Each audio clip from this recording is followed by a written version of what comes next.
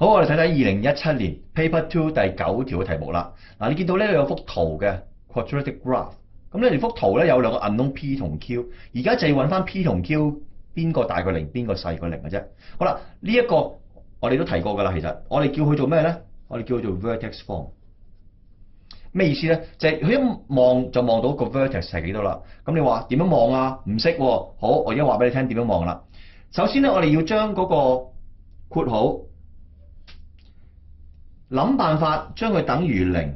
好啦，咁即係話咧，簡單講就係 Px 加5咧，呢個咧就要係0嘅。好啦，我哋而家移項就揾到 x 等於負5 over p。好啦，呢個 x 等於負5 over p咧，正正就係呢個 vertex 頂點嘅 x 坐標。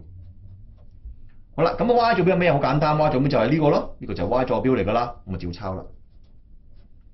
好啦，咁而家我哋望望，其實呢一點咧，佢身處咩範圍咧？佢身處一個第三象限，即係 quadrant 3。咁即係簡單講咧，其實呢兩個都係負數嘅，即係 x 坐標同埋個 y 坐標都係負數嘅喎。好啦，咁啊大家望到啦，負5係一個負數，咁除翻個 p 係一個負數，咪即係簡單講個 p 係咩啊？個 p 咪正數咯。咁第二個 q 都係負數㗎啦，冇得走啦。好。